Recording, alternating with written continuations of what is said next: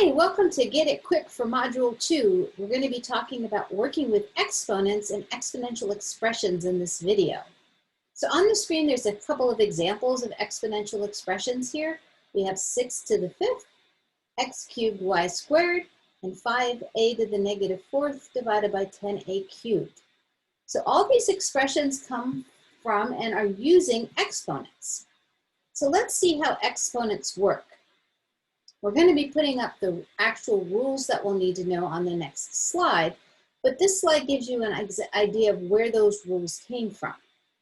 When I have exponents, I have what's called the base. So when you see the expression 3 squared times 3 cubed, the big 3's are the base, and the 2 and the 3 that are smaller and superscripted, those are your exponents. And the exponent indicates how many times the base occurs and multiplied together by itself. So with 3 squared, that means 3 times 3. And 3 cubed is 3 times 3 times 3. So if I'm multiplying that all together, do you notice that we have 5 occurrences of 3? And I can write that as 3 to the 5th. Now notice that if I did 2 plus 3, if I added those exponents, I would also get 5.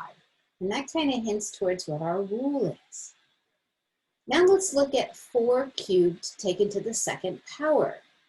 So that means I'd be multiplying 4 cubed times itself 2 times. And that would be, if I use my rule, 4 to the 3 plus 3 or 4 to the 6th. Or if you think about it, I have 4 occurrences of 3, 3 occurrences of 4 times 3 occurrences of 4, which will give me 6 in total.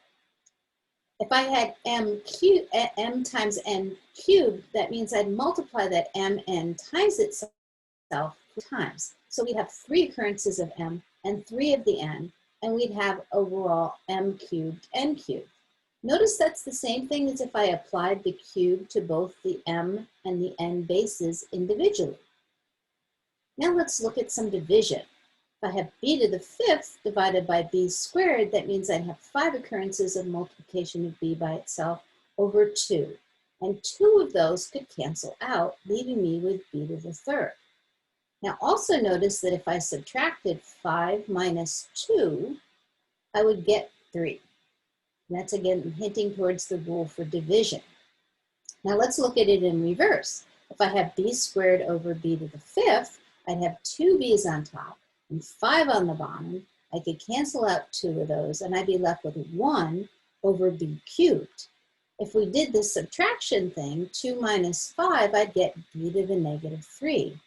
And what that means is that if I had 1 over b to the positive 3, that is the same thing as b to the negative 3.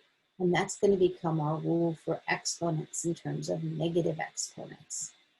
So these are our property of exponents that you can find in our textbook.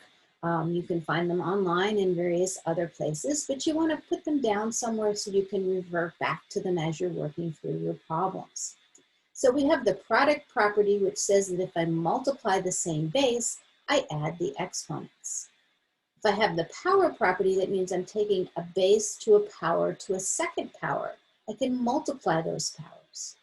If I have a product of something taken to a power, I can take each of those bases individually to that power. With my quotient property, and notice on here it says that if your a isn't 0 and your m's are bigger than n's, so meaning the numerator's exponent is bigger than the denominator's exponent for this first one right here, we're going to subtract m minus n and leave that in the numerator. Now, if it's reversed, where the denominator, this n is bigger than this m, we want to subtract but leave it on the bottom. And that's so that we don't have a negative exponent. It's not wrong to first get a negative exponent, but all of our negative exponents need to be made into positive exponents. And basically what that means is if your negative is in the denominator, we move that base to the numerator and make its exponent positive. Or if we have a negative exponent in the numerator, we move that base down to the denominator and make its exponent positive. And we'll see some examples of that. Where we have a to the 0, we didn't do an example of that, but it's defined that anything to the 0 power other than 0 is always going to be equal to 1. And then a good example of that is 10 to the 0 is equal to 1. If you're thinking about, when we're talking about place value of our number system.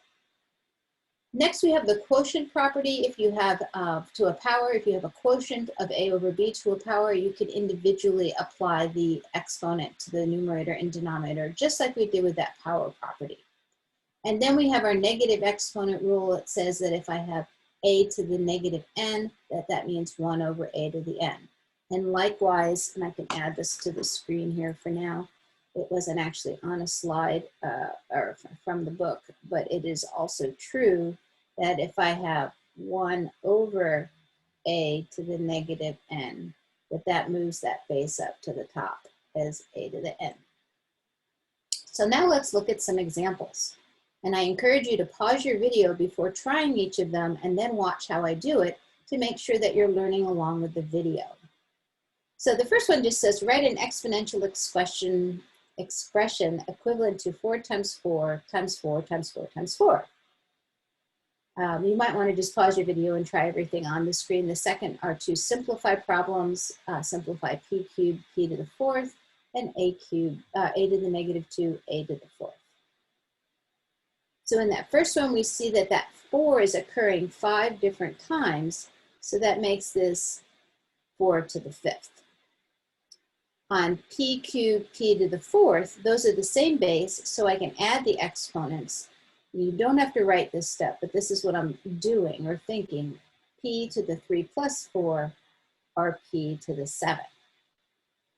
With this one here, I can add together a to the negative 2 plus 4, and that would be a squared.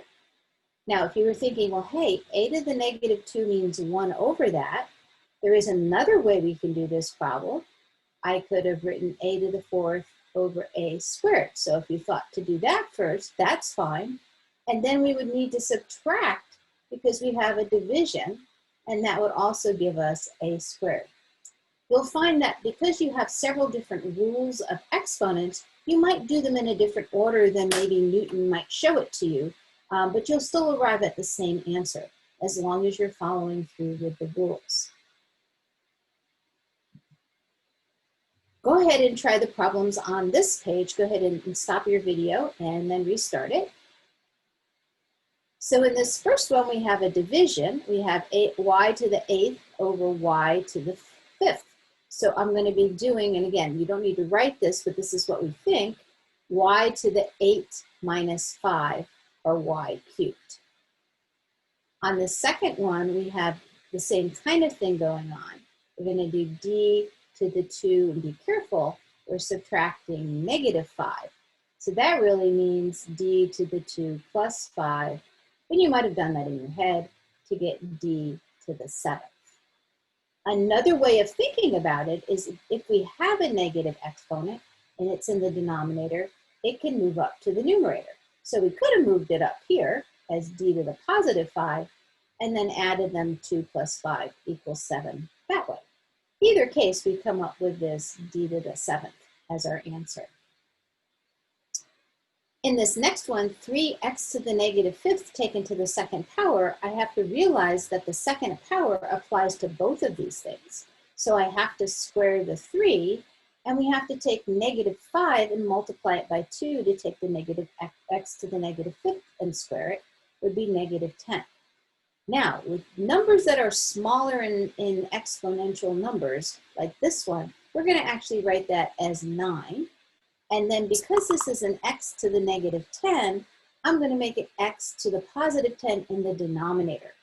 Final answers, when we get them like this one, always need to have positive exponents. The only place we leave negative exponents is in scientific notation, and we'll be doing that in the next video. This one here says, find the opposite of 27 to the 0 power.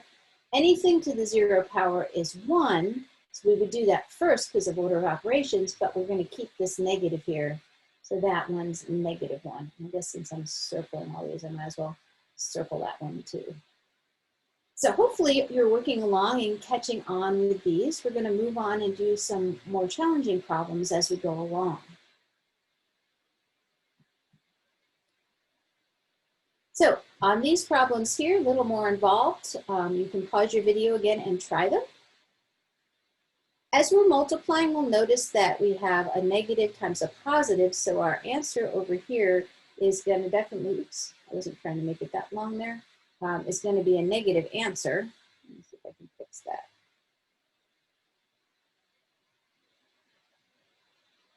All right, we're going to do that a second time.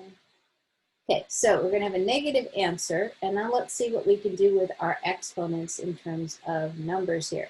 Now, anytime you have the same pattern on the top and the bottom, the d to the fourths, you could subtract and get d to the 0, or you can divide them out and get 1. So that's kind of nifty. And then 2 times 4 is going to be 8. Now with my c's, because the c up here has a 1 as an exponent and it's smaller than down here, when I subtract 6 minus 1, the result I'm going to put is on the bottom, the c to the 5th. If you went and strictly subtracted and you had c to the 1 minus 6, you would get c to the negative 5. But because we need it as positive, we're going to need to still move it down to the bottom. So depending on how you like to think about it, you can do one of those things. In this next one, we're taking everything to the 4th power. If you're not sure what 4 to the 4th power is, you can grab a calculator and do 4 to the 4th power with your calculator. That's 256, so nothing wrong with doing that. We have t squared to the 4th, so I'll multiply 2 times 4 to get t to the 8th. And then we have 6 times 4 for x to the 24th. So these exponents get big really fast as you get bigger and bigger exponents.